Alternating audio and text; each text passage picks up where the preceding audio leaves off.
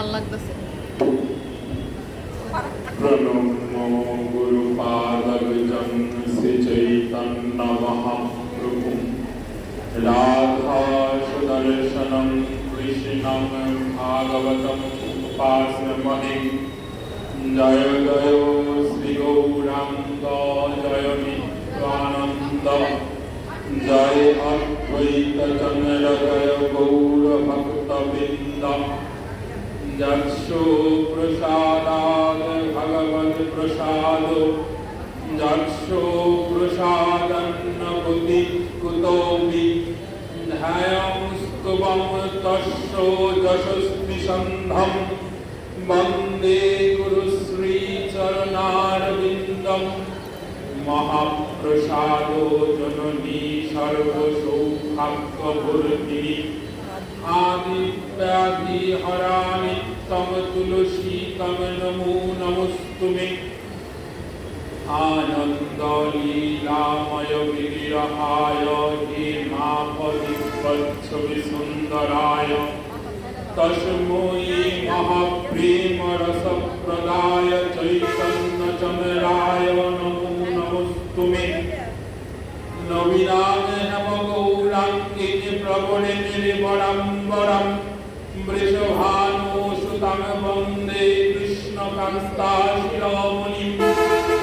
वराभीराभीरावमकृतमुदुर्लभं कुण्डलाक्रान्तगण्डं कञ्जाक्षं कुम्भुकण्ठं स्मितशुभगमुखं स्नाघरेण स्तवेनुं। श्यामं शान्तं त्रिभंगं रविकरवसनं भूषितं वैजयन्ता। वन्दे वृन्दावनस्थं युवतिशतवृतं भ्रमः गोपालवेशम्। हा कृष्णा करुणा सिन्धो दीनबन्धु जगत्पथे गोपेश गोपिकान्त राधाकान्त नमस्तुते। तप्त कांचन गौरांगी राधे वृंदावनेश्वरी वृषभानुसुते देवी तां प्रणमामि हरिप्रिये। वृंदावनं गुरुं वन्दे कृष्णं कमललोचनं। जय राधा सुदर्शनं देवं राधा गोविन्द विग्रहं मम मानस तामस नाशकरम्। जय राधा सुदर्शन देहपदं वाञ्छाकल्पतरुभ्यश्च कृपा सिन्धुभ्य एव च पतितानां पावनेभ्यो वैष्णवेभ्यो नमो नमः। जय रूप सनातन भट्ट रघुनाथ श्री गोपाल भट्ट दास रघुनाथ। এই ছয় গুসাইর করি চরণ বন্দন যাহা হইতে বিঘ্ন নাশ অভিষ্ট পূরণ। সব শ্রোতা বৈষ্ণবেরে করি নমস্কার সবে কৃপা করে চরণ ধুলি দেহ মস্তকে আমার। হরে কৃষ্ণ কৃষ্ণ কৃষ্ণ হরে হরে হরে রাম রাম রাম হরে হরে। নিতাই গৌর নিত্যানন্দ প্রেমানন্দে হরি হরি बोल। নিতাই গৌর নিত্যানন্দ প্রেমানন্দে হরি হরি बोल। নিতাই গৌর নিত্যানন্দ প্রেমানন্দে হরি হরি बोल।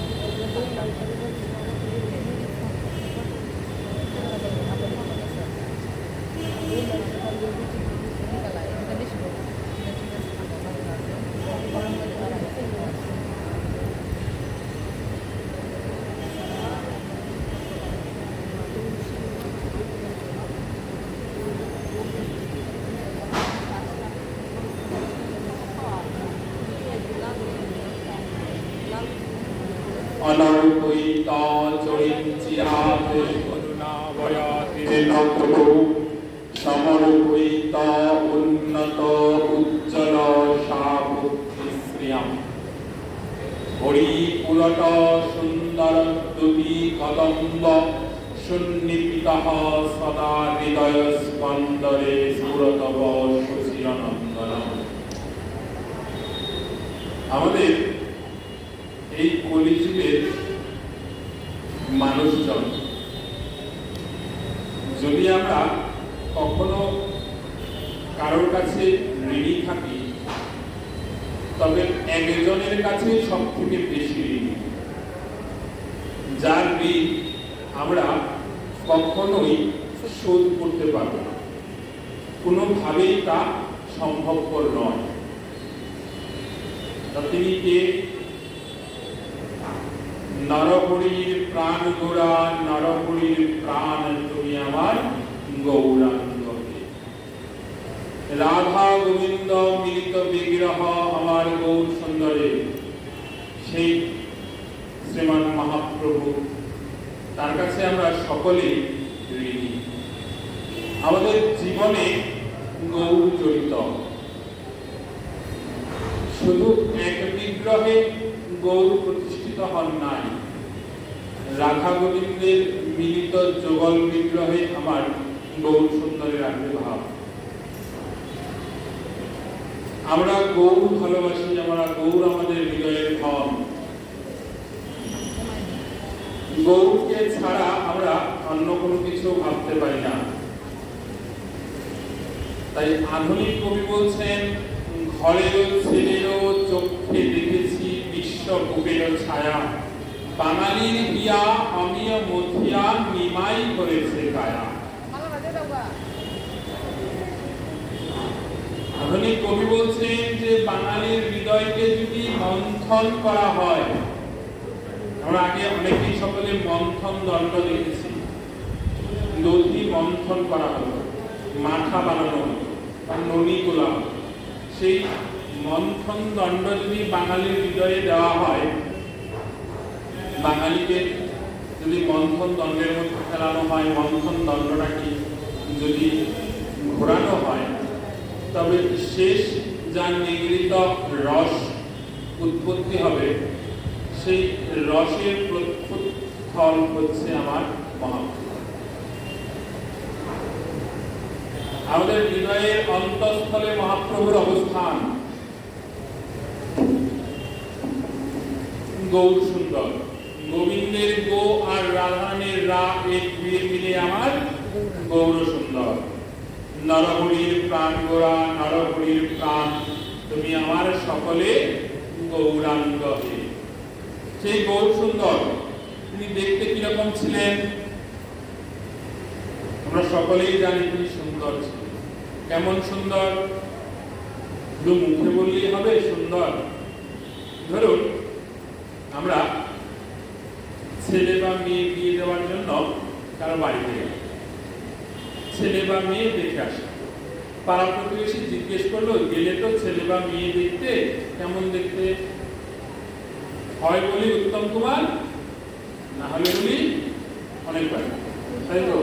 এখন মহাপ্রভুকে কার সাথে তুলনা করব? মহাপ্রভু দেখতে কেমন ছিল? বেশদেব বলছেন, এ রূপের কোনো তুলনা হয় না, এই রূপকে কখনো তুলনা করে বোঝানো সম্ভবপর হবে না। সরস্বতীপাঠ প্রভয়ানন্দ সরস্বতীপাঠ ঠাকুর বলছেন, আজানু লম্বিত ভুজ কনকাবদাত সংকীর্তনৈক পীতর কমলায়তাক্ষ বিশ্বম্ভর দ্বিজবর জগধর্ম পাল বন্দে জগৎ প্রিয় কর করুণাবতার। যে রূপের কথা আমি তো বলতে পারবই না, স্বয়ং বিধি ব্যাস যদি বলতে বসেন, তবুও এ রূপের কথা বলে শেষ করা সম্ভবপর হবে না। বলছে যে পৃথিবীর ধূলিকণা, জলের জলকণা, মেঘের মেঘকণা যদি কখনো বা গুণে শেষ করা যায়, তবুও গৌর সুন্দরের রূপের কথা বলে বা গুণে শেষ করা সম্ভবপর হয়ে উঠবে না। এখানে একটা প্রশ্নের জন্ম হয়, কেন কেন শেষ করা যাবে না? বাংলায় তো অনেক মহাপুরুষ এসেছেন, ভগবানের অবতারগণ এসেছেন, অবতারতিগণ এসেছেন, তাহলে গৌর সুন্দরের ক্ষেত্রে ব্যাপারটা উল্টো কেন? প্রশ্ন আসে না? অবশ্যই প্রশ্ন আসে। এখানে দুই পক্ষের যুক্তি দেখা যায়, দুইটা যুক্তি সব থেকে বেশি সম্ভবপর হয়েছে দেখানো। আরো অনেক যুক্তি থাকতে পারে, দুইটা যুক্তি সম্পন্ন মনে করা হয়েছে। বলছেন যে না, আমরা গৌর ভালোবাসি, অন্যান্য সকলকেও ভালোবাসি, তার থেকে গৌর সুন্দরকে একটু বেশি ভালোবাসি। সেই প্রশ্নটা আবার এসে যায়, ভালোবাসার মধ্যে তফাৎ কেমন? একজন মায়ের পাঁচটা সন্তান, ভালো কথা। মা কি তার 5 জন সন্তানকে 5 রকম ভালোবাসবেন? মায়ের পক্ষে কি সম্ভবপর হয় তা? বলছেন না।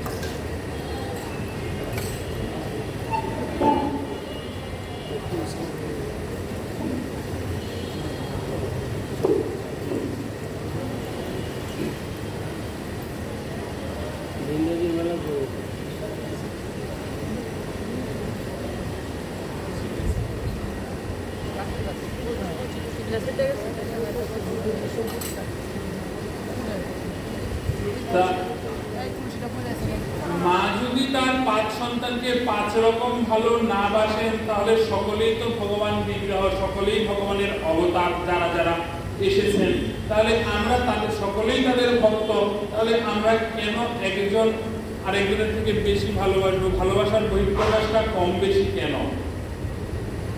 সেক্ষেত্রে দুটো যুক্তি দেখাচ্ছেন। যুক্তিটা হচ্ছে যে মহাপুরুষরা বা অবতারগণ অনেকে এসেছেন, অনেকে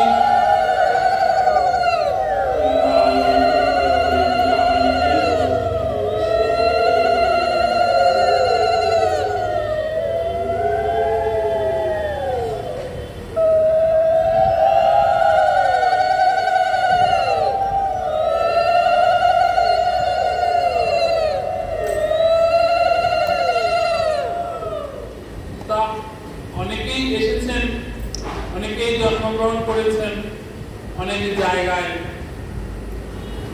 মহাপ্রভু একটা নির্দিষ্ট জায়গায় জন্মগ্রহণ করেছেন। আমরা ভগবান বিগ্রহের সেই অবতারদের নাম মনে রেখেছি, বা অনেক মহাপুরুষের নাম মনে রেখেছি, তাই তো?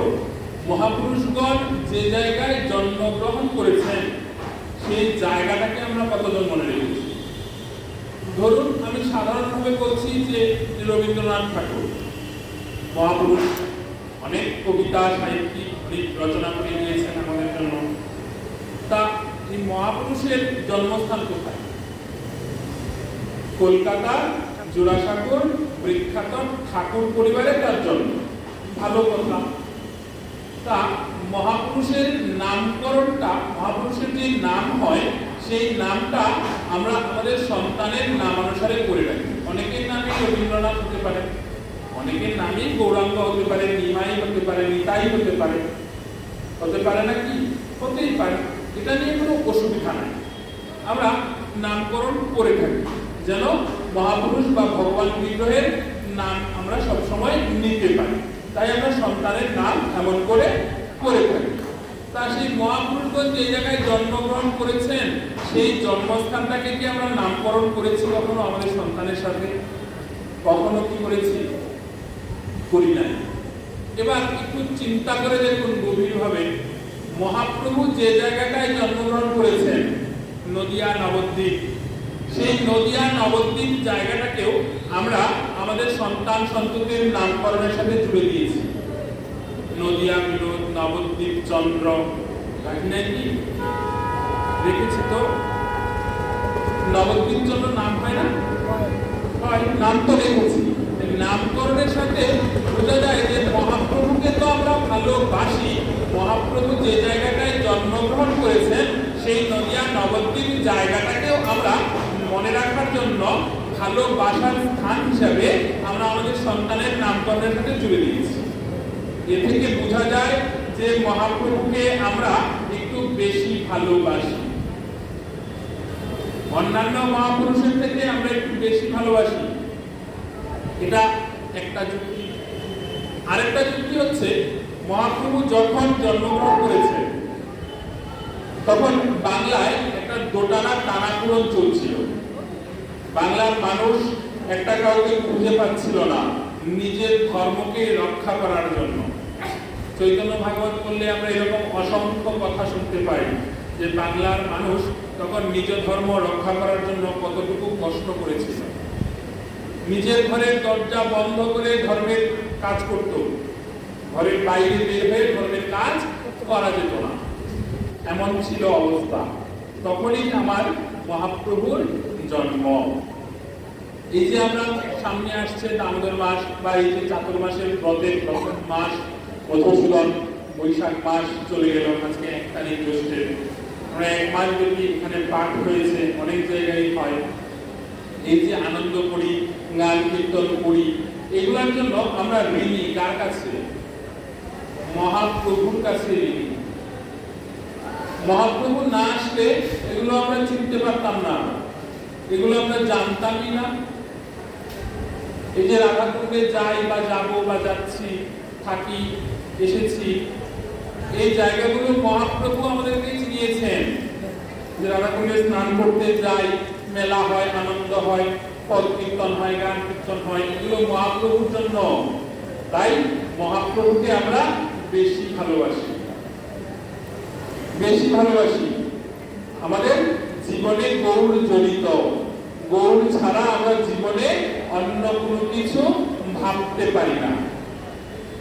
গৌর বলিতে জীবন যাও কিছু না চাইয়া, সখী কহনা গৌর কথা, গৌর নাম আমিও ধাম প্রীতি মূরতি দাতা, সখী কহনা গৌর কথা।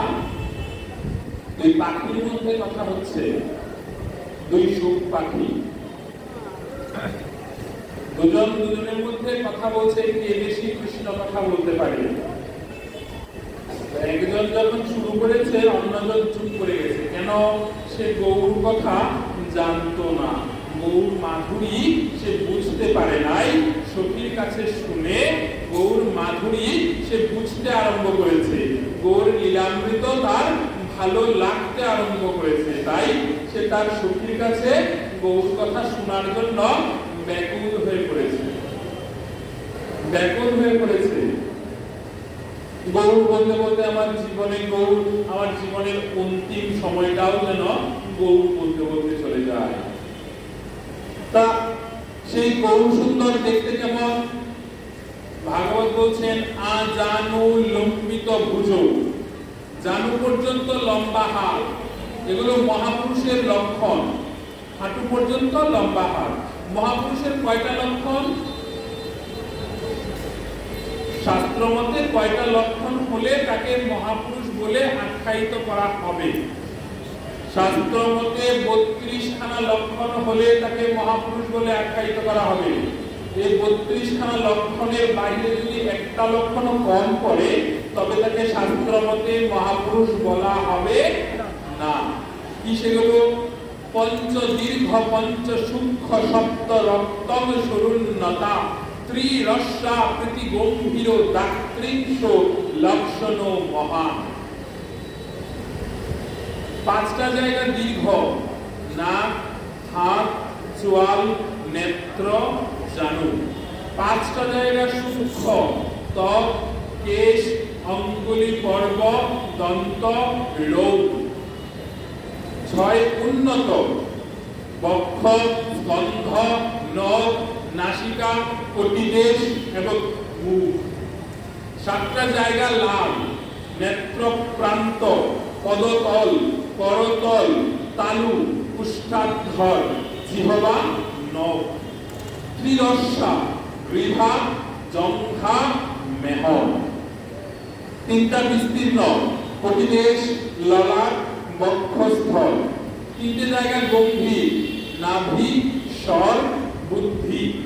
এই 32 লক্ষণ মহাপ্রভুর শরীরে বর্তমান ছিল। আচ্ছা, এখানে কথায় শাস্ত্রকার বর্তমান কথাটা কেন বললো? মহাপ্রভু তো অনেকদিন আগেই আমরা জানি মহাপ্রভু চৈতন্য জগন্নাথ বিগ্রহে লীন হয়ে গিয়েছেন। তা মহাপ্রভুর শরীরে এখনো বর্তমান মানে এখন যা চলছে, মহাপ্রভু তো এখন নাই। তাহলে বর্তমান কেন হবে এই লক্ষণগুলো? শাস্ত্রকার বলছেন আমাদের সনাতন ধর্মের একটা সৌন্দর্য রয়েছে। কি সৌন্দর্য? আমরা সনাতন ধর্মাবলম্বীরা বিশ্বাস করি আমাদের মৃত্যুর পর দুইটা উপায়ে আমাদের শেষ কৃত্যানুষ্ঠান করা হয়। এক, অগ্নি দহ করে, আরেক ভূমিতে সমাধিস্থ করে। তা মহাপ্রভু যে চলে গিয়েছেন, মহাপ্রভুকে অগ্নিদহ করা হয় নাই বা ভূমিতে সমাধিস্থ করা হয় নাই, কেউ আমরা দেখিও নাই, শুনিও নাই। তাই আমরা মানতে চাই না বাঙালি আমরা যে মহাপ্রভু নাই। আমরা মানি মহাপ্রভু এখনো বিদ্যমান রয়েছে, এখনো আছেন। তাই সেই মহাপ্রভুর শরীরে সেই 32খানা লক্ষণ এখনো আছে, তাই বর্তমান। আর তাই প্রথমেই বললেন আজানু লম্বিত ভুজ। জানু পর্যন্ত মানে হাঁটু পর্যন্ত লম্বা হাত। হাঁটু পর্যন্ত লম্বা হাত। এই লম্বা হাতগুলো কি এমনিতেই ছিল না, সব সময় চন্দনে মাখা থাকতো। কয়েকদিন আগেই চলে গেল আমাদের চন্দন যাত্রা। কতদিন চন্দন যাত্রা হয়? 21 দিন। কোথাও কোথাও দেখা যায় 15 দিন। খানিক দেখা যায় 15 দিন, কোথাও কোথাও সপ্ত দিবসও চলে, কোথাও কোথাও। কিন্তু আমাদের বিধি অনুযায়ী, গ্রন্থ অনুযায়ী 21 দিন চলতেই হবে। সেই চন্দন মাখা গোড়ারায় বাহু দোলায় চলে যায়। বাহুরে হেলন দোলন দেখি করির সুন্দর কিসে বলি। এখানে করি হচ্ছে বাচ্চা হাতি, সুর। বড় হাতি যেমন সুরটাকে তার ইচ্ছা অনুযায়ী নাড়াতে পারে, যেখানে খুশি সেখান পর্যন্ত নিয়ে যেতে পারে। বাচ্চা হাতি তা পারে না, সুরটা এমনি এমনি দোলে। ঠিক এমনি ওই চন্দন মাখিয়ে সচিমাতা যখন গৌরসুন্দরকে বের করে দেওয়া হতো রাস্তায়, নবদ্বীপের রাস্তায় যখন মহাপ্রভু একবার বের হতো, দুহাত তুলে যখন একবার রাইধনীকে ভাসিয়ে দিত, তখন আর কারোর পক্ষে ঘরে বসে থাকা সম্ভবপর হতো না। সকলেই গৌরসুন্দরের চরণে নিজেকে বিলিয়ে দিত। যদিও বা কেউ ঘরে ফিরে আসতো, পর মুহূর্তে নিজেকে উদ্ধার করার জন্য আবার গৌরসুন্দরের চরণে নিজেকে বিলিয়ে দিত। এমন সুন্দর ভালোবাসার ঠাকুর আমার গৌরসুন্দর। তাই আমরা গৌর ভালোবাসি রে, গৌর আমাদের হৃদয়ের ধন। পূর্ণ প্রেমের মূর্তি হচ্ছে আমার গৌরসুন্দর। পূর্ণ প্রেম রসামৃতাব্ধি লহরী ললাঙ্গ গৌরচ্ছটা কট্টাচ্ছাদিত বিশ্বমিত্র বিধি বেশাদি বেশনস্তুতম দুর্লক্ষম শ্রুতি কোটভি প্রকটায়ন মূর্তি জগন মোহন মাশ্চর্যং লবণ মোহিনী জগন শ্রবণম কোয়ং পট্টচ্ছবি বিরাজিত কোটি দেশ করে কঙ্কনম আরং বক্ষিসে শ্রবণম বুদ্ধম পদে নুপুরম মধ্যকৃত্ত কুন্তল ভর প্রৎফুল্ল মল্লিশ্রগা পিরকীর্তি গৌর নাগর বর নৃত্য নাজর নামভি। সরস্বতীপাদ ঠাকুর মহাশয়, প্রভয়ানন্দ সরস্বতীপাদ ঠাকুর মহাশয় এই একটা মাত্র শ্লোকে গৌরসুন্দরকে সাজিয়ে তুলেছেন।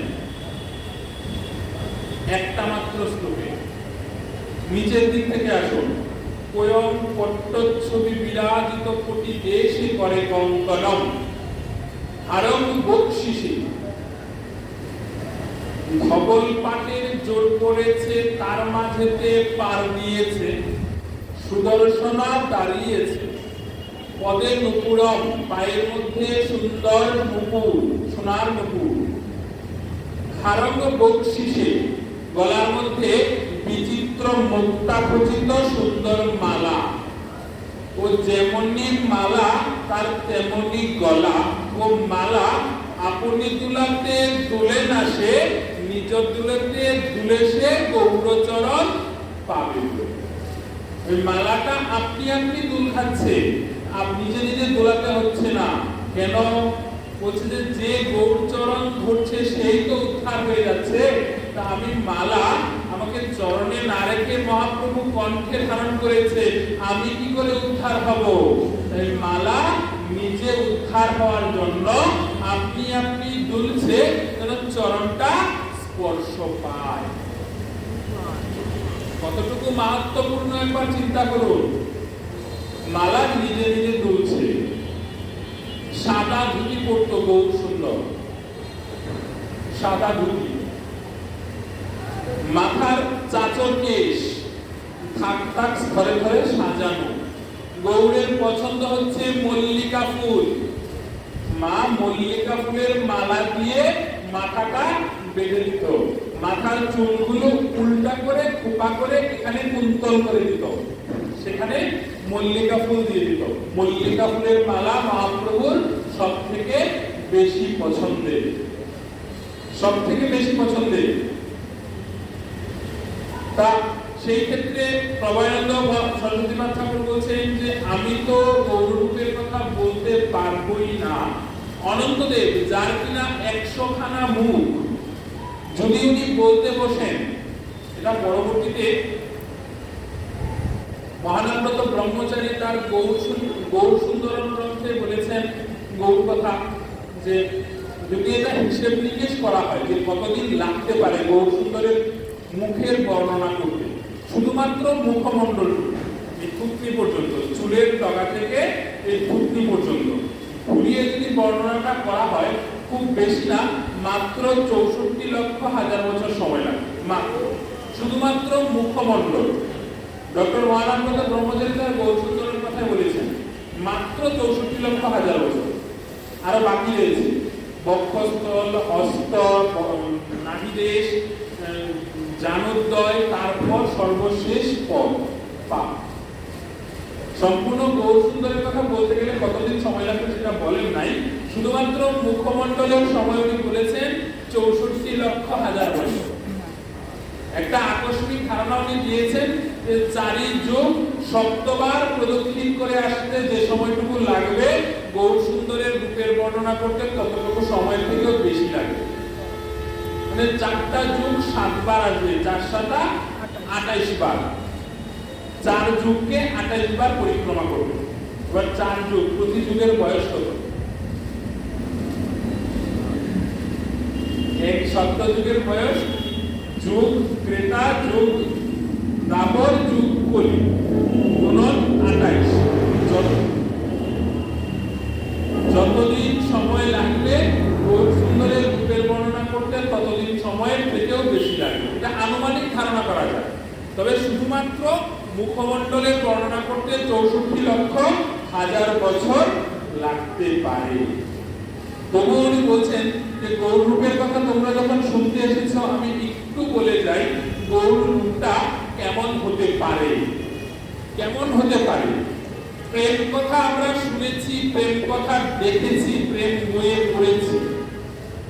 নিজের সাথে কারোর সাথে প্রেম হলে মনের যে কি অবস্থা হয়, সেই অবস্থার উন্নতিক্রম, প্রেম যখন ঘন হয়, আরো ঘন হয়, আরো ঘন হয়, যখন চরম মুহূর্তের উপস্থিতি হয়, প্রেম যখন একদম চরম মুহূর্ত, তাকে ছাড়া বাঁচি না, তাকে ছাড়া বুঝি না। এই তাকেটাকে, এই তিনিটাকে, তিনিটা হচ্ছেন আমার ইষ্টদেব।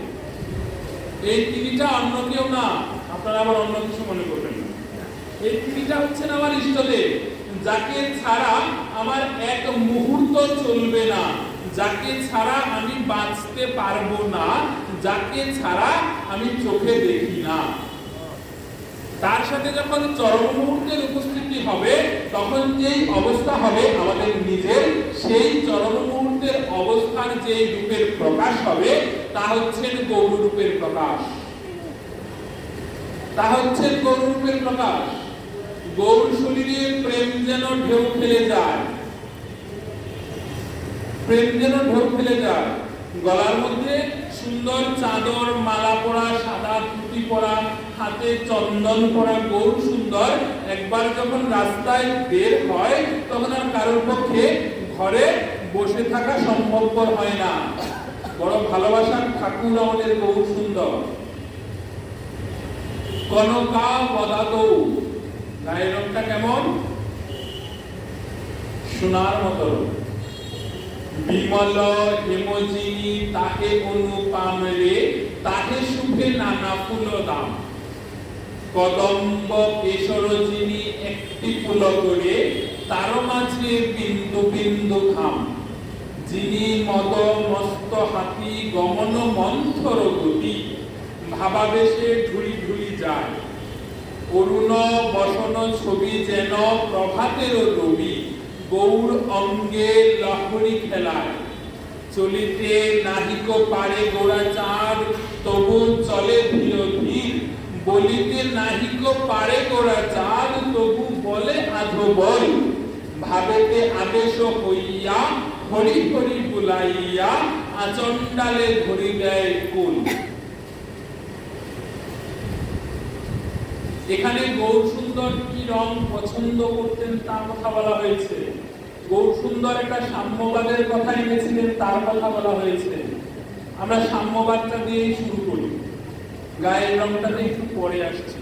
সাম্যবাদ, যে সাম্যবাদটা আমাদের সমাজ থেকে চলে যাচ্ছে। কোন সাম্যবাদ? মহাপ্রভু বলেছিলেন একটাই কথা, তোমার একমাত্র পরিচয় তুমি গৌর সুন্দরের দাস। আমার দাস, গৌর সুন্দরের দাস আমার জগৎগুরু গুরুদেব। আমি গুরুদেবের চরণের দাস, আমার একমাত্র পরিচয়। ইহা বিনা আমার দ্বিতীয় কোনো পরিচয় হইতেই পারে না।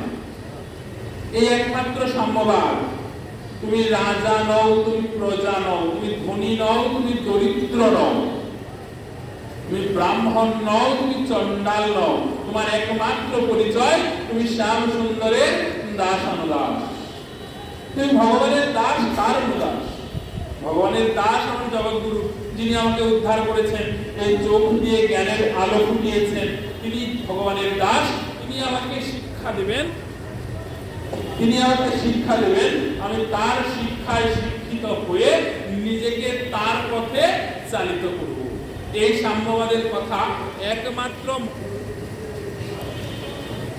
Hello, মাইকটাতে problem. হ্যালো,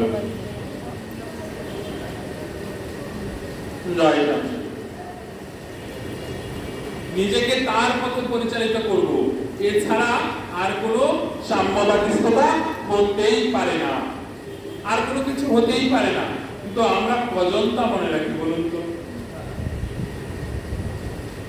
আমরা মনে রেখেছি কি জানেন? বলবো, বলে রাগ করবেন না তো? মনে রেখেছি সন্ধ্যা 6টা থেকে রাত্র 11:30 পর্যন্ত স্টার জলসা ছিল। এইটা আমরা খুব সুন্দর করে মনে রেখেছি। কোনটার পর কোন সিরিয়াল কোন চ্যানেলে বেশি দেখাবে, এটা আমরা মনে রেখেছি। আমরা এটা মনে রেখি নাই যে একজন একদিন আমার গৃহে এসেছিল, কৃপা করে আমার কর্মে কিছু একটা দিয়েছিল, তাকে আশ্রয় করে আমাকে থাকতে হবে। যে বীজ আমার হৃদয়ে অঙ্কুরিত করেছিল, তা থেকে যে আমাকে চারা গাছ বট বৃক্ষ তৈরি করতে হবে, তা আমরা মনে রাখি নাই। তা আমরা মনে রাখি নাই। আরেকটা জিনিস আমরা খুব মনে রেখেছি, আমি জানি আপনারা, আমি বললে আপনারা কষ্ট হবে, আমার কিছু করার নাই, বলতে হবে, কারণ আপনারা এই জিনিসটা বারবার করেন। আমি নির্দিষ্ট কাউকে বলছি না, সকলকেই বলছি, আমি আমার নিজেকেও বলছি।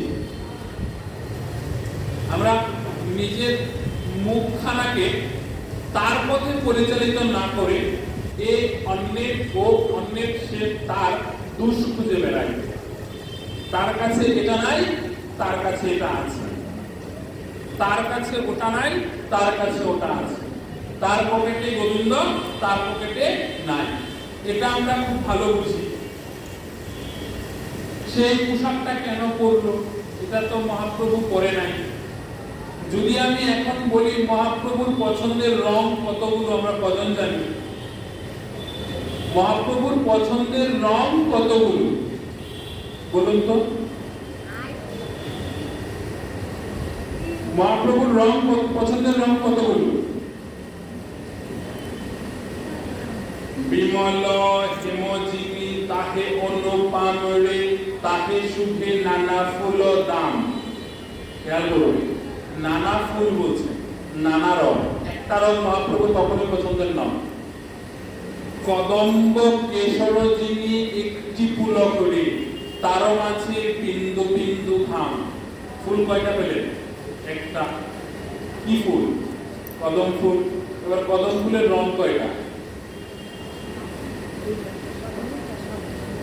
কদম ফুলের রং তিনটা, সাদা, তার নিচে হলুদ, তার নিচে সবুজ। এবার পছন্দের রং কয়টা আসলো? তিনটা। যিনি মদ মস্ত হাতি গমন মন্থর গতি ভাবাবেশে ধুলি ধুলি যায়। অরুণ বসন ছবি। অরুণ মানে সূর্যদেব। অরুণ বসন ছবি। অরুণ সূর্যদেব। সূর্যদেব বসেন কখন? সূর্যদেব বসেন কখন? বসেন কখন? আমরা তো যখন যেখানে জায়গা পাই সেখানে বসি। এবার সূর্যদেব কখন বসে? মধ্যাহ্নে। আমরা গ্রাম্য ভাষায় প্রবাদ বাক্যে বলি না, সূর্য মাথার উপরে বসেছে। সকালে তো উঠে, বিকালে তো অস্ত যায়, সকাল বিকাল তো বসার সময় নেই, দাঁড়িয়ে থাকে। মধ্যাহ্নে বসে। এবার অরুণ বসন ছবি এক রং। মধ্যাহ্নে সূর্যের একটাই রং। কি রং? হলুদা। হলুদ নয়, হলুদা। অরুণ বসন ছবি যেন প্রভাতের রবি। প্রভাতের রবি মানে সূর্যদেব। সকালবেলা, ভোরবেলার সূর্যদেব। কি রং? দিদি পড়ে আছে কমলা বা মেরুন কালার। লাল কমলা মিশ্রিত বা শুধু কমলা, শুধু লাল বলা যায় না। কয়টা রং হলো? প্রথমে রেখে এসেছি তিনটা। তারপর সূর্যদেব বসেন যখন একটা, হলুদ একটা, চারটা। এবার প্রভাতের রবি দুইটা কালার, কমলা আর মেরুন, ছয়টা। আরো একটা কালার আছে। বহুবার উনি করেছেন। যদি কখনো কারোর পক্ষে সম্ভবপর হয়, নবদ্বীপ চন্দ্রিতাম একটা গ্রন্থ রয়েছে, কিনবেন, কিনে পড়ে দেখবেন। উনি ওনার ইহ জীবনে 52 বছর বয়সে উনি জীবনে কোনোদিন গেরুয়া বসন করেন নাই, একদিন করেছেন। কবে? 24 বছর বয়সে যখন সন্ন্যাস নেয় ওই দিন। না, ভুল বললাম, উপনয়নের দিন করেছিল, একদিন মাত্র। আরেকটা রং উনি খুব বেশি করতেন, বললে তো আপনারা বলবেন, আটকে উঠবেন, কিভাবে সম্ভব?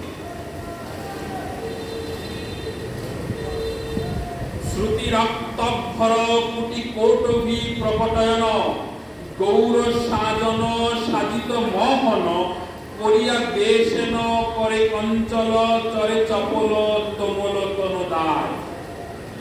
রক্তবরণ রং, রক্তের মতো লাল। দেখেছেন কখনো রক্তবরণ বউ? আছে। নবদ্বীপ চন্দ্রধাম যদি গ্রন্থটা পান, পড়বেন, দেখবেন কি কি পড়েছিল নবদ্বীপ চন্দ্র। প্রভুকে তো নবদ্বীপ চন্দ্র বলা হয়। নবদ্বীপ চন্দ্র কি পড়েছিল শুনবেন, দেখবেন পড়ে। লাল রঙের ধুতি পড়েছিল অনেক বছর। রাধা ভাবে যখন বিবাহিত হয়েছিল গৌর সুন্দর, তখন রক্তবরণ ধুতি পরিহিত হয়েছিল। আর আমরা বেশি ঝগড়া লাগে কি নিয়ে জানেন? কপালের তিলক নিয়ে। তোমার তিলক কালো, আমার তিলক সাদা। আমি রাধাকুণ্ডে যেতে পারি নাই, তুমি রাধাকুণ্ডে গিয়েছো। আমি বিশ্ববিদ্যালয়ের টিচারের ছাত্র, তুমি প্রাইমারি স্কুলের টিচারের ছাত্র। এবার বলুন তো, আমরা সবাই মহাপ্রভুর ভজনা করি তো? করি। মহাপ্রভু তার ইহ জীবনে কালো তিলক কি পড়েছিল? মহাপ্রভুকে কি আমরা বলবো প্রাইমারি স্কুলের ছাত্র? না। আপনাদের কথা তো তাই মনে হচ্ছে। প্রশ্ন রইল আপনাদের কাছে, চেষ্টা করবেন উত্তর দেওয়ার জন্য। মহাপ্রভু এই তিলক দুটোর মধ্যে কোনো তফাৎ করেন নাই। আমরা বাঙালিরাই তফাৎটার সৃষ্টি করেছি। কোনো তফাৎ উনি করেন নাই কালো তিলক আর সাদা তিলকের মাঝখানে। কালো তিলক মানে অনেক উচ্চ মার্গীয়, সাদা তিলক মানে অনেক নিম্ন মার্গীয়। ভুল কথা, মিথ্যা কথা, কোথাও প্রমাণ দেখাইতে পারবেন না। যদিও বা এখন কেউ দেখাইতে পারে, তাহলে তাদের নিজেদের লেখা। আমাদের আদি গ্রন্থের কোথাও লেখা নাই। বৃন্দাবনে বলা হয় 1 লক্ষ গ্রন্থের সমাধি করা হয়েছে। যারা আমরা গিয়েছি দেখে এসেছি 1 লক্ষ গ্রন্থের সমাধিস্থল। গ্রন্থ সমাধিস্থলটা আমরা দেখে এসেছি। বলা হচ্ছে যে গ্রন্থগুলো কলিযুগের মানুষ পড়লে বুঝতে পারবে না। ওই গ্রন্থগুলোর মধ্যে একটাতেও লেখা হয় নাই। বড় মহাত্মাগণ কেউ তিলক নিয়ে ঝগড়া বিবাদ করেন না। ঝগড়া বিবাদটা করি আমরা করি। আমরা তৈরি করেছি ঝগড়া বিবাদটা। ঝগড়া বিবাদ করা যায় কখন? আপনি অদীক্ষিত, আমি দীক্ষিত, ওইটুকুতে বিবাদ করা যায়। আপনার সাদা তিলক থাকতেই পারে, আমার কালো তিলক থাকতেই পারে। এই নিয়ে তো ঝগড়া বিবাদ করার কোনো দরকার নেই। হয় এটা হয়। আমাদের বৈষ্ণব সমাজে আরো কিছু ছুটি বাইরে রয়েছে। 3 দিন আছি তো বলবো, আস্তে আস্তে বলবো। একদিনে বললে হজম করতে পারবে না, কালকে তাহলে কেউ আসবে। যে গুছাই বেশি বেশি পূজা দেয়, যাওয়া যাবে। একদিনে বললে হবে, আস্তে আস্তে বলবো। ঝাল আস্তে আস্তে দিতে হবে, তাহলে অভ্যাস হইল। কোথায় ছিলাম আমরা? কি কি রং উনি পছন্দ করতেন? পোয়ম পট্টচ্ছবি থেকে সবুজ, হলুদ, সাদা, মেরুন, হলুদার আর হচ্ছে লাল। এই রংগুলো ওনার পছন্দের রং ছিল। উনি আরেকটা সাম্যবাদ, দ্বিতীয় সাম্যবাদের স্থাপন করেছিল। কি সেটা? ডাকিয়া হাকিয়া খুঁড়ো করো তালে, গাইয়ে খাইয়ে ফিরে না দুঃখিত, হাসিয়া কাঁদিয়া প্রেমে করা গরিব পুলক ব্যাপিল অঙ্গে, ব্রাহ্মণ চণ্ডাল করে কুলাকুলি কবে বা ছিল এ বঙ্গে। ডাকিয়া হাকিয়া খুঁড়ো করো তাল, গাইয়ে খাইয়ে ফিরে, দেখিয়ে সমন তরাস পাইয়ে, কপাট আনিল দ্বারে। এই দ্বিতীয় সাম্যবাদের সৃষ্টি উনি করে গিয়েছিলেন যে তুমি ব্রাহ্মণও নও, তুমি চণ্ডালও নও। ব্রাহ্মণ চণ্ডাল একসাথে কুলাকুলি করে। দেখবেন হয়তো এখানে নাই, অন্য জায়গায় আছে, কিছুটা গ্রামাঞ্চলে প্রভাব দেখা যায়। ব্রাহ্মণ দেখবেন অন্যকে ছোঁয় না, চণ্ডালকে ছোঁয় না। যারা সব মাংস ভুজি তারা হচ্ছে চণ্ডাল। তাদেরকে চণ্ডাল বলা হয়েছে, ব্রাহ্মণ তাদেরকে ছোঁয় না। দেখবেন একজন ভগবানের প্রসাদ গ্রহণ করেন নিয়মিত, একজন ব্রাহ্মণ তার বাড়িতে যাবে না। কেন? আমি ব্রাহ্মণ, আমি তোমার করা কিছু খাবো। সেই ব্রাহ্মণ জয় আবার করেন কি, নিমন্ত্রণ এসেছে এটা রেস্টুরেন্টে, 2টা 4টা সবকিছু আর নামটা আর বললাম, ওগুলো দিয়ে খুব সুন্দর খাচ্ছে। তখন অন্য ধর্মের সকলের সাথেও বসে খেতে পারেন, তাতে তার জাত যায় না। একজন প্রসাদ ভুজির ঘরে ব্রাহ্মণ গিয়ে প্রসাদ পেতে পারে না। হ্যাঁ ঠিক আছে, ব্রাহ্মণের একটা জিনিস মাথায় রাখলেই হয়, আমি ব্রাহ্মণ, আপনি প্রসাদ ভুজি হন আর যেই হন, আমি আপনার হাতের তৈরি দানা জাতীয় কোনো কিছু গ্রহণ করব না। ভাত অন্ন গ্রহণ করব না। তাই বলে কি আপনি সবজি রান্না করে এসেছেন আমি গ্রহণ করব না? অবশ্যই গ্রহণ করব, অবশ্যই গ্রহণ করব। কেন, সমস্যা কি? আপনি দীক্ষিত, আমি দীক্ষিত। আপনি প্রসাদ দিয়ে ভগবানকে দিয়ে তারপর গ্রহণ করেন, আমিও ভগবানকে দিয়ে গ্রহণ করি। আমি অন্ন গ্রহণ নাই করতে পারি, অন্নের দোষ ব্রাহ্মণের সব থেকে বেশি। অন্ন খেলাম না, আমি সবজি খাবো। আপনি ছানার তরকারি করুন, করে কালকে আমাকে নিমন্ত্রণ করুন, আমি কালকে যাবো, কোনো সমস্যা নেই, কোনো প্রবলেম নাই। কিছু কিছু ব্রাহ্মণের এই প্রবলেমগুলো আছে, আমি ব্রাহ্মণের এই সমস্যা নেই, আমি ব্রাহ্মণের এই প্রবলেম নাই। এগুলো মাথায় রাখবেন, যারা এগুলো করে তাদেরকে সমাজ থেকে এক করে দেবে।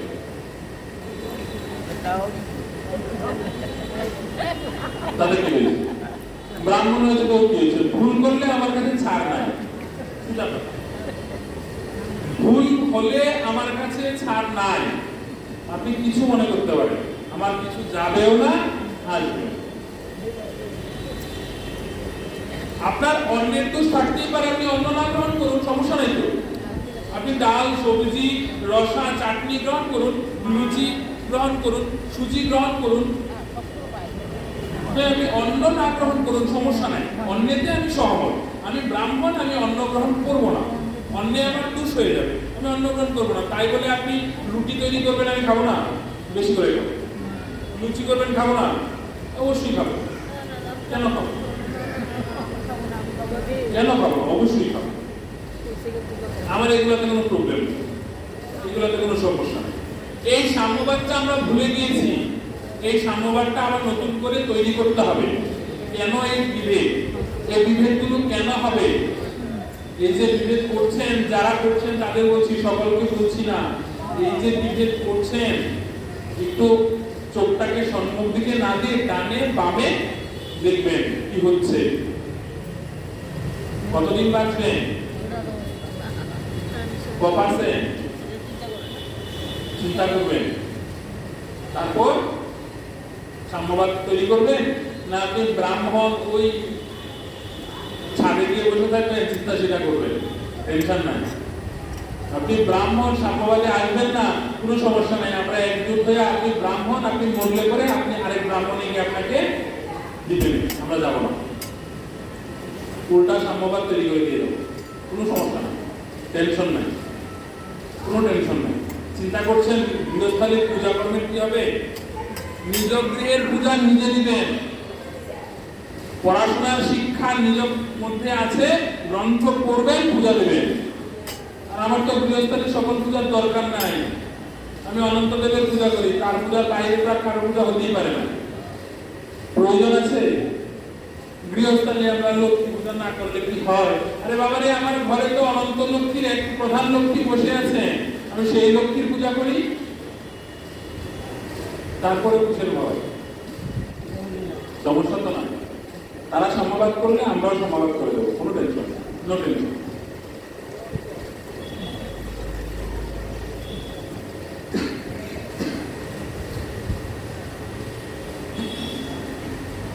ডাকিয়া হাকিয়া খুলো করতালে, গাইয়ে ভাইয়ে ফিরে দেখিয়ে সমন তরাস পাইয়ে কপাট আনিল দ্বারে।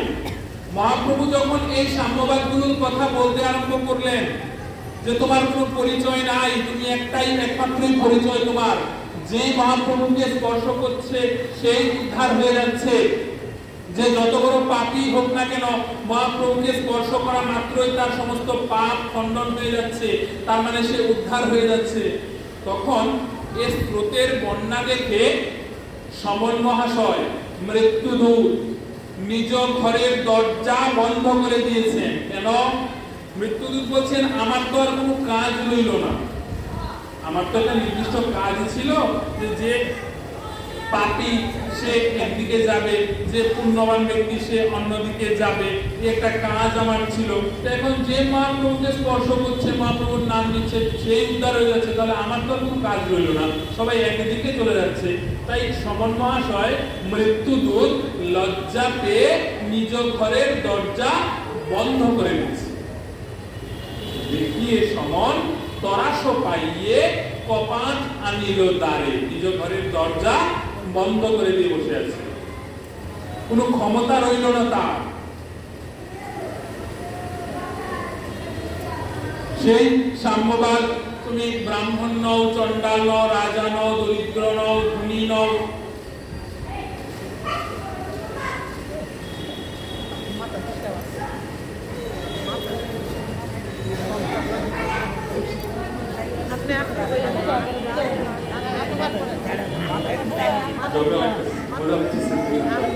হরে কৃষ্ণ।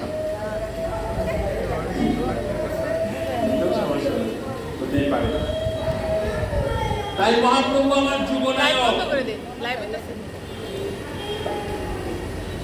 মহাপ্রভু আমার যুগনায়ক। কোন মিটিং নাই, মিছিল নাই, লিফলেট বিলি নাই, কোন প্রকার সম্প্রচার উনি করেন নাই। একমাত্র যুগনায়ক, সাম্যবাদের কথা উনি যিনি বলেছেন, সেই মহাপ্রভু যার পিছনে লক্ষ লোক চলে যেত, যার নামের ধ্বনিতে মুখরিত হয়ে লক্ষ লোক চলে যেত, লক্ষ লোক চলে যেত, তখন নবদ্বীপে উনি ওনার মতো আমরা এখানে স্মরণ করি। তাহলে দেখছে আরেকটা নবদ্বীপ থেকে একজন চেক করছে, থাকো সুবিধা নেই, ওই সাউন্ড করতে পারছে না, এটার সাউন্ড দিতে দিবে।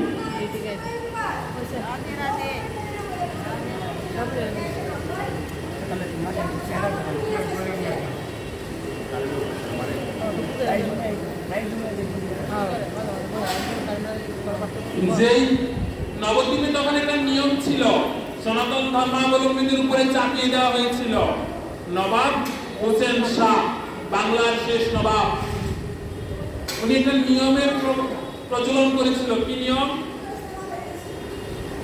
নিজের ধর্ম ব্যতীত অন্য কেহ অন্য ধর্ম পালন করিতে পারিবে, কিন্তু সেই ধর্মের কথা যদি আমার কর্ণে এসে প্রবেশ করে বা আমি যদি খোঁজ পাই, তাহলে তার 3 গুণ পরিমাণ কর প্রদান করিতে হইবে। এমনিতেই অভাবের সংসার, তার মাঝে 1 টাকায় 3 টাকা কর। এই নিয়ম যখন চলছে, মহাপ্রভু থামেন নাই। আমার মানুষ মহাপ্রভু না, এত সুন্দর বালক, সুবুধ বালক ছিল, থামতে পছন্দ করত না। খুব সুবুধ সুন্দর বালক ছিল, দুষ্টামি এক ফোঁটাও করেন নাই রবীন্দ্রনাথ জীবনে। যা করেছেন সব ভালো কর্ম করেছেন। ওই মাঝে মাঝে 2-1টা কাজ করত, তার মধ্যে 2-3টা কাজ বলি।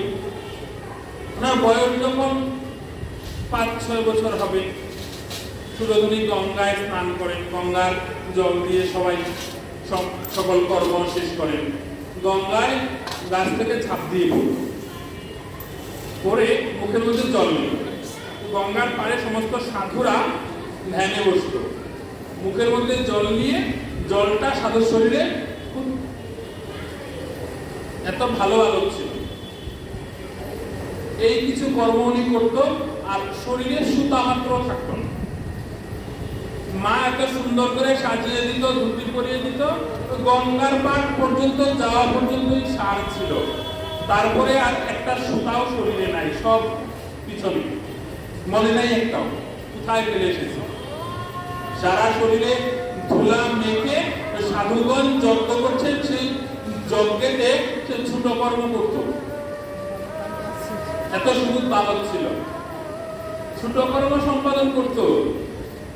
গাছের উপরে উঠত, উঠে সুন্দর করে ছাড়ে দিত, এত সুন্দর ছিল। সাধুগণ তপস্যা করত, মরা সাপ কাঠি দিয়ে ধরে এনে সাধুর গলায় মালা পরিল।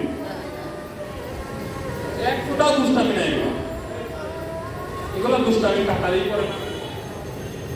তো সেই মহাপ্রভু যখন বুঝতে আরম্ভ করলো, সকলকে যখন নামের আসরে ডাকতে আরম্ভ করলো, নামের প্রেমে ভাসাতে আরম্ভ করলো, তখন তিনি উন্মস্তক। নাম ছাড়া কোনো কিছু বুঝেন না, গোল করতাল নিয়ে হই হই রই রই কাণ্ড। নবদ্বীপ মাতিয়ে রাখতো নামে, শিরোনাম 32 অক্ষরে উনি মাতিয়ে রাখতো।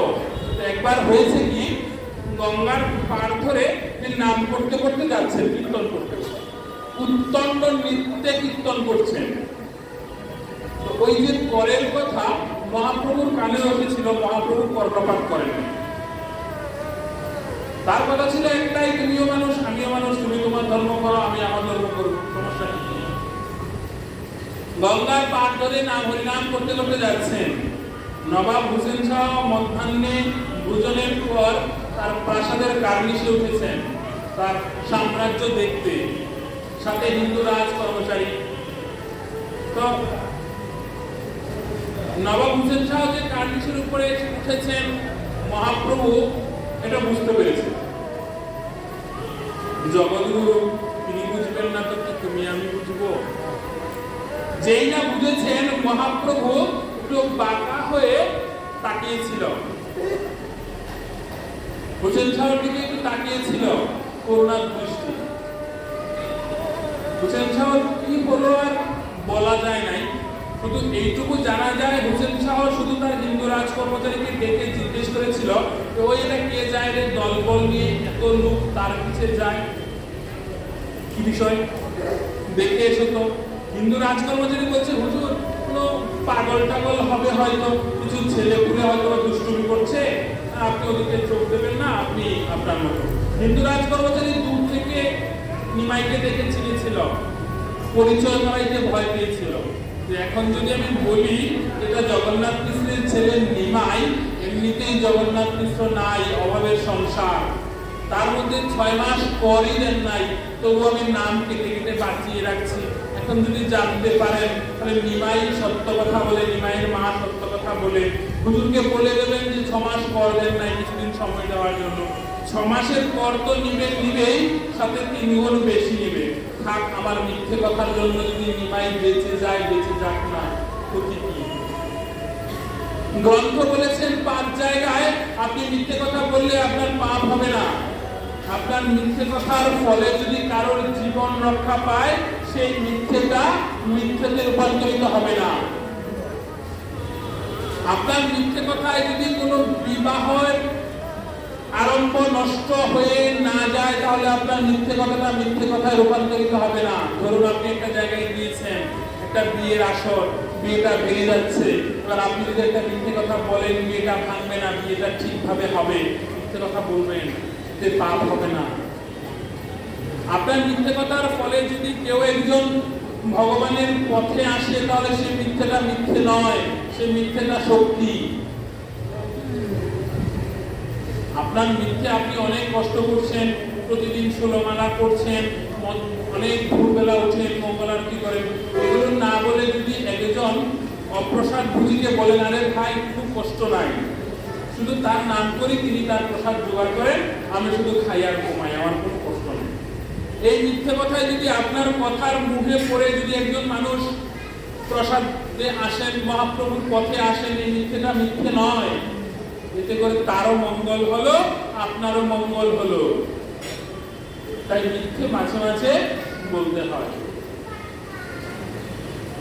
হয়। তাই রাজকর্মচারী মিথ্যে বলেছিল। মিথ্যা কথাটা শুনে হোসেন শাহ বুঝতে পেরেছিল, বলেছিল জানেন, বিনিমূলে লক্ষ লোক যার পিছে ভাই, তিনি তো ঈশ্বর, ইহা জানিও নিশ্চয়। কোনো মূল্য ছাড়া, টাকা ছাড়া কেউ কারোর পিছনে যাবে? কোনো কিছু পাওয়ার আকাঙ্ক্ষা ছাড়া, পাওয়ার ইচ্ছে ছাড়া কেউ কারোর পিছে যাবে? তাহলে মহাপ্রভুর পিছনে যাচ্ছে কেন এত লোক? উজির সাহেব, তুমি কি আমাকে বোকা পেয়েছো? তুমি যা বলবে আমি তাই বিশ্বাস করে নিব? কোনো মূল্য ছাড়া, কোনো কারণ ছাড়া, কোনো হেতু ছাড়া যখনই অনেক লোকজন কারো পিছে যায়, সে হচ্ছে ঈশ্বর, তার পিছে যাবে নিজেকে কর্ম থেকে মুক্তি করার জন্য, নিজের জীবনকে তার পথে পরিচালিত করার জন্য। তবেই তো উনি ঈশ্বর, ইহা জানিও নিশ্চয়। এবং সেদিনকার পর থেকে এই যে মহাপ্রভু আমার বাঁকা চোখে তাকিয়েছিল, ওদিনকার পর থেকে মহাপ্রভুর ওই বাঁকা চোখের চাহনির পর থেকে নবাব হোসেন শাহ আর কোনো কর প্রথা রাখেন নাই। কর প্রথা রাখেন নাই। উনি অধিকার পর ঢেরা পিটিয়ে বলেছিল, আমার ধর্ম সহ অন্য সকলেই সকলের ধর্ম পালন করবে, ঘরের দরজা খুলে। আর কোনো প্রথা উনি রাখেন নাই। মহাপ্রভুকে লোক দিয়ে ডেকে এনে জড়িয়ে ধরেছিল, আমি ভুল করেছি, আমাকে ক্ষমা করে দিও, আমি তোমার ধর্মের উপর আঘাত করেছি, তোমার মনে অনেক কষ্ট দিয়েছি, তুমি আমাকে ক্ষমা করে দিও। মহাপ্রভুর আশীর্বাদে নবাব হোসেন শাহ উদ্ধার হয়েছিল। মহাপ্রভুর আশীর্বাদে কাজী সাহেব উদ্ধার হয় নাই। এখনো যে কাজী সাহেবের বাড়িতে মহাপ্রভুর নামে নৃত্য ভোগ হয়, এখনো হয়। জগৎ শেঠের বাড়ি এখনো যারা যান নাই যাবেন, দেখবেন জগৎ শেঠের বাড়িতে এখনো স্বর্ণের তাল গাছ এখনো রয়েছে। যারা গিয়েছেন দেখেছেন, যারা যান নাই যাবেন, দেখবেন কত অপূর্ব সে মহিমা।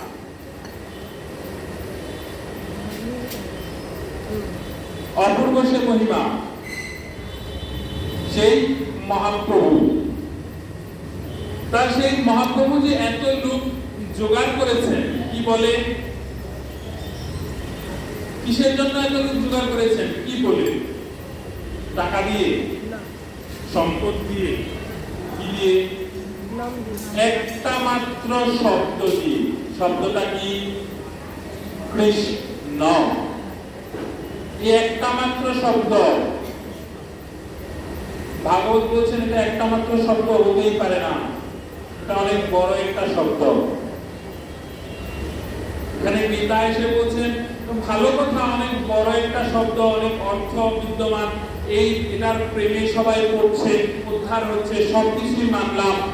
তাহলে এই শব্দে তো দুজন মহাপুরুষের কথা বলা হয়েছে, একটা কৃষ্ণ, একজন রাম। তো যুগের পার্শ্বরে দেখা যায় একজন আগে এসেছেন, একজন পরে এসেছেন, দুজনেই ভগবান বিগ্রহ, মানলাম, সবকিছু ঠিক আছে। তাহলে বড়কে কেন পরে করা হলো, ছোটকে কেন আগে করা হলো? যুগের অবতারে কৃষ্ণ পরে, রাম আগে। যুগে যদি রাম আগে আসেন তাহলে রাম বড়, কৃষ্ণ ছোট। রামকে কেন পরে করা হলো, কৃষ্ণকে কেন আগে? কেন বলা হয় হরে কৃষ্ণ কৃষ্ণ কৃষ্ণ হরে হরে, হরে রাম রাম রাম হরে হরে? কেন বলা হয় না যে হরে রাম রাম রাম হরে হরে, হরে কৃষ্ণ কৃষ্ণ কৃষ্ণ হরে হরে? কেন বলা হয় না? কেন বলা হয় না? বলা হয় না এই কারণে যে কৃষ্ণ শব্দের অর্থ কি, কৃষ্ণ শব্দের অর্থ কি আর রাম শব্দের অর্থ কি? কৃষ্ণ শব্দের অর্থ হচ্ছে নিরন্তর আকর্ষণ করা। যে নাম আমাকে নিরন্তর আকর্ষণ করে চলেছে তার দিকে যেন আমি তার পথে যাই, আর যেই নাম আমার নিজেকে বিস্তীর্ণ করেছে তার মধ্যে থাকতে, সেই হচ্ছে রাম নাম। কৃষ্ণ শব্দের অর্থ আকর্ষণ করা, রাম শব্দের অর্থ বিস্তীর্ণ করা। তাই রাম পরে, কৃষ্ণ আগে। তাই রাম পরে, কৃষ্ণ আগে। এখানে যুগের ক্ষেত্র দেখলে চলবে না। আমাদের সময় নাই, আমরা শুনতে পাই না। কোন একদিন মধ্যরাত্রে উঠে শুনবেন, কান পেতে শুনবেন, সেই মহাসিন্ধুর ওপার থেকে কি নাম যেন ভেসে উঠে। নামের মধ্যে নিজেকে মিলিয়ে দেবেন, যতক্ষণ পারবেন নামের মধ্যে থাকবেন। এর নিন্দা ওর নিন্দা না করে নিজেকে নামের মধ্যে রাখার চেষ্টা করুন, তবে গিয়ে নিজের জীবন সার্থক। এ ব্যতিরিক্ত অন্য কোনো চাওয়াও নাই, পাওয়াও নাই। আমরা কি করছি জানেন? রাত দিন একটাই কাজ আমাদের, সকালে উঠে হুলুহুলু করে তাকে কিছু দেওয়া, সংসারের মধ্যে ডুবে থাকা। সমযুক্ত অসার জায়গায় ডুবে আছি আমরা, যেখান থেকে আমরা কোনো কিছুই নিয়ে যেতে পারবো না। মায়ার জগতে থেকে মায়াকে ফাঁকি দিতে পারছি না আমরা, তাই আমরা সংসারী। এই মায়ার জগতে থেকে যারা মায়াকে ফাঁকি দিতে পারছে তারাই এ জগতে একমাত্র বুদ্ধিমান, পরজীবনের জন্য সঞ্চয় করছে, এখানকার জন্য কিছু করছে না। আমি কি করছি জানেন? টাকা চাই, বাড়ি চাই, গাড়ি চাই, বউ চাই, এই চাই চাই করেই করছি। একবার বলছি না তাকে চাই, তোমাকে চাই, এটা একবারও বলছি না, এটা একবারও বলছি না। মনটা আমাদের চঞ্চল, মনটাকে তার পথে নিয়োজিত করতেই পারি না। গীতায় অর্জুন বলেছিল চঞ্চলম হি মনঃকৃষ্ণ বায়ু ব্যাসাদি বেশনস্তুতম। মনটা বায়ুর থেকে বেশি দ্রুত চলে যায়। কিরকম করে? এটার জন্য সুন্দর একটা গল্প আছে, বলবো না শেষ করে দেবো? গল্পটা হচ্ছে একদিন এক সাধু তার নিজ গৃহে তার ইষ্টদেবের পূজা করছেন, ফুল তুলসী দিচ্ছেন। এবার পুজো শেষ, নাম জপ করা শেষ, এবার ভোগ দিতে হবে না? দরিদ্র পুরুষ বাজার থেকে আগের দিন কলা এনেছেন, দেশি কলা, মোটা মোটা কলা এনেছেন। কলাটাকে ছুলছেন, সুন্দর করে ছুলছেন। তবে ছোলার পর আমার মনে হচ্ছে কলাটা ভালো করে পাকে নাই, পরিপক্ক হয় নাই, অপুষ্টিতে ভুগছে কলাটা। বাংলা ভাষায় যাকে কুষ্টা বলে, কষ, দেখে বুঝেছে। তিনি মনে মনে চিন্তা করছেন, হায় হায়, বাজার থেকে ৬০ টাকা হালি কলা আনলাম, মদনমোহন ভোগে দেব, মদনমোহন ভোগে দিতে পারলাম না, কলাটা ভালো না, করে দেই। বাজারের যা অবস্থা, মদনমোহন জিনিসপত্রের যে দাম, সংসারে চলে না, মদনমোহন তোমায় একটু করে দেব। বাজারের দুধ দিয়ে লাভ, সরকারি তো দেশে নাই, যে যেমন করে পাচ্ছে করছে। আগামী বছর নির্বাচনে এই সরকারকে আর রাখা যাবে না, নতুন একটা সরকার আনতে হবে। সরকারেরই বা দোষ কি? ওই আরেকটা দেশ আছে না, কি বলে, সেই তো সব খেলছে। কি করবে আমরা কি করব, কি করে চলবো?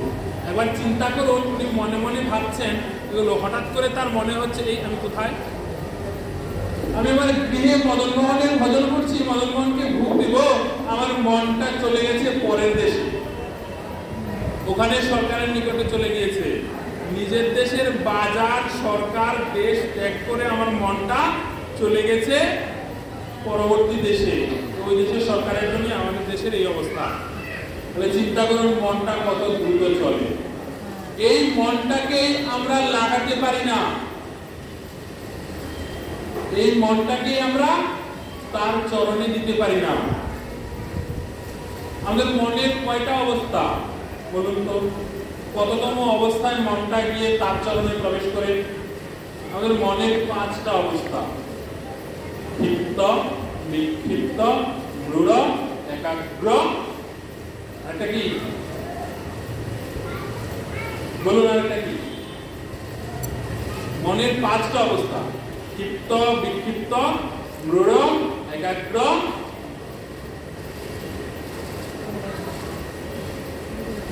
উত্তানময়। ক্ষিপ্ত প্রথম অবস্থা, আসলে বসেছেন দীক্ষা নেবার পরের দিন। আপনি আমি যখন দীক্ষা নিয়েছিলাম, দীক্ষা নেবার পরের দিন গুরুদেব কতগুলা মন্ত্র, 28 বার 28 বার 28, 56 বার, আরো 28, কতবার ক্ষমতা হয়েছিল না মনে? বলুন, সত্যি কথা বলুন, বুকে হাত দিয়ে বলুন, এই কথাটা মনে হয় নাই? এখন যখন এই অবস্থায় আসছেন, হাতের মালা নিয়ে গত 1 ঘন্টাই তো হবে বসে আছেন, মনে হচ্ছে কি যে অনেকক্ষণ? হ্যালো হ্যালো, চলে গেছে। হ্যালো, শুধু বাথরুমের লাইট টেনে, বাথরুমের দিকে দেখে বুঝো, ওখানে একটা লাইট, কারেন্ট চলে গেছে। কারেন্ট চলে গেছে। তা অসুবিধা নেই। এইটা যে তো ডাইরেক্ট গেছে না। হ্যালো, সবসময় এমন করে আজকে রাধে রাধে। তাহলে এটা সব আপনাদের দোষ। তাহলে আপনাদের দোষ। হ্যালো, জয় রাধে রাধে রাধে। তাহলে দোষ আমার দিদি, দোষ আমার দিদি লগে আপনারও দুশো দুশো। কালকে জরিমানা হবে। না এটা লাইটটা নিপলো আর এটা নিপলো। থাক, সমস্যা নাই। আচ্ছা আরেকটুই তো বুঝলাম। মনের 5টা অবস্থা। ক্ষিপ্ত অবস্থা, যখন আসনে বসবেন ভালো লাগবে না, একটু পর পর উঠে যেতে ইচ্ছা করবে, মনে হবে কখন উঠে যাব। বিক্ষিপ্ত, না দীক্ষা নিয়েছি, একটু জব করা প্রয়োজন, একদিন করলে 3 দিন করবেন না, এমন অবস্থা। মূঢ়, না জবটাই করবো, বাকিগুলো পরে দেখছি। মনের পরিবর্তন হচ্ছে কিন্তু। আসছে মনে হয়।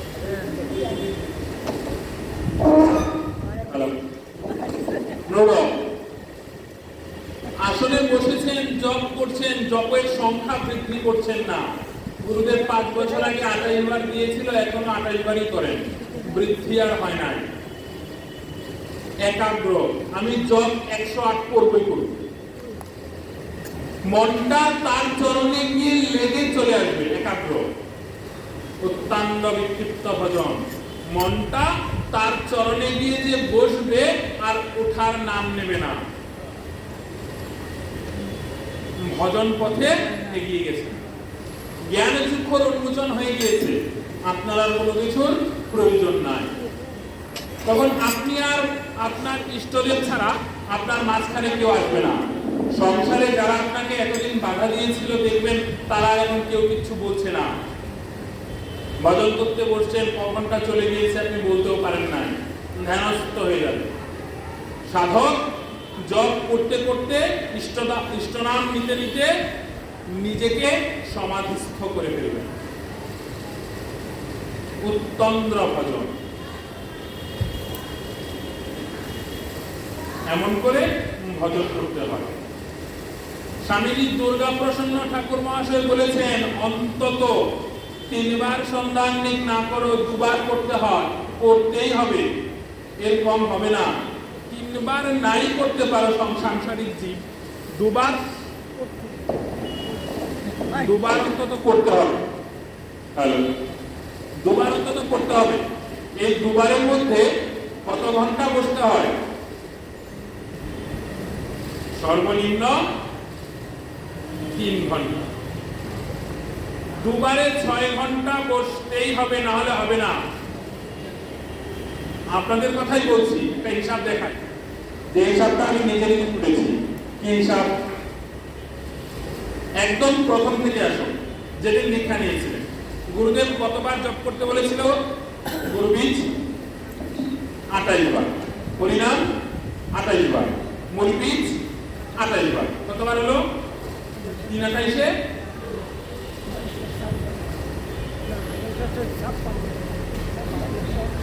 3 20 এমনি 60, 3 8 আরো 24, 84 বার। শুধুমাত্র এইটুকু গেল। এবার গায়ত্রী কতবার করে দিয়েছিল? গুরু গায়ত্রী, মূল গায়ত্রী, দুইটা গায়ত্রী কতবার দিয়েছিল? 28 28 ধরুন, সর্বনিম্নটা ধরুন। এর সাথে আরো 28 28 56 যোগ হবে। 84 সাথে 56 যোগ হলে 90, 110, 110 বার জপ হলো সাধারণ। আচ্ছা, তারপরে আপনার ইষ্টদেবের জপ আসবে, ধরুন আরো 28 বার। সোজা করে ধরুন, 20 বার করে ধরুন, 110 আর 20, 130 বার। তারপরে আসবে আপনার কাম গায়ত্রী, কাম বীজ, আরো 40 বার। কালকে তাকে ধরে নাকা নদী আছে না, নদী নিয়ে একটা চোখ নিয়ে দিলাম, 130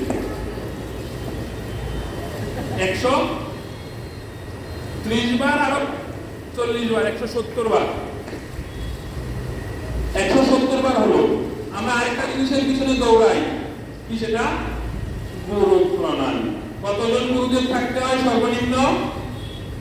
ধরুন 11 জন। 11 ইন্টু 20 কত হলো? 220। 190 আর 220 কত হলো? 320। 410 বার। এবার 410 বার যদি জপ করা হয় কতক্ষণ সময়ের প্রয়োজন? সাধারণভাবে বললাম, গুরু প্রণালীর হিসাবটা এরকম নয়, গুরু প্রণালীর হিসাবটা আরো কর্কশ। 410 বার হবে না, সেটা আরো বেশি হবে। তো 410 টা হচ্ছে 220 টা হচ্ছে আমার মাত্র 21 জন গুরুদেবের। আমার গুরুদেবটা একজন নয়। কয় গুরু আমাদের? সকলের কজন গুরুদেব বলুন? কয়জন গুরুদেব দিদি? আমাদের গুরুদেব কয়জন? আমার আপনার সকলে 4 গুরুদেব। গুরুদেব, পরমগুরু, পরমেষ্ঠী গুরু, পরাৎপর গুরু, 4 গুরুদেব। এবার 11 ইন্টু 4 44, 44 ইন্টু 20 প্রতিবারে 44 জনের 20 বার করে, এখানে 600 বার, ওখানে 400 বার, 1000 প্লাস জপ। কতক্ষণ সময় লাগবে? 1 ঘন্টা। পারবেন 1 ঘন্টা 1000 প্লাস জপ করতে? কমসে কম 3 ঘন্টা 20 মিনিটের প্রয়োজন। কতক্ষণ বসেন আসনে? এবার আসেন কথা। ও ভজন করছে না, ওর গুরু প্রণালী নাই, ওর গুরুদেব বৃন্দাবনের না, ওকে ধরতে দেওয়া যাবে না, ছুঁতে দেওয়া যাবে না, ওর এটা নাই, ওর ওইটা নাই, ওগুলো নিয়ে পড়ে আছে। ভজন কতক্ষণ করছেন সেটা নিয়ে না, গুরুদেব গুরু প্রণালী দিল আর নেত্রলিন দিয়ে ট্রাঙ্কের মধ্যে তালা। এ হচ্ছে ভজন। এই যদি হয় ভজন তাহলে তো হলো। ভজন আর সাধনের মধ্যে তফাৎ কোনটা বলুন তো?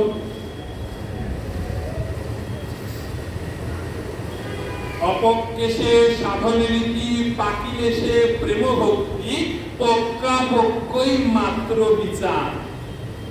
আপনার করার দরকার, জোর করে করছেন সাধন রীতি,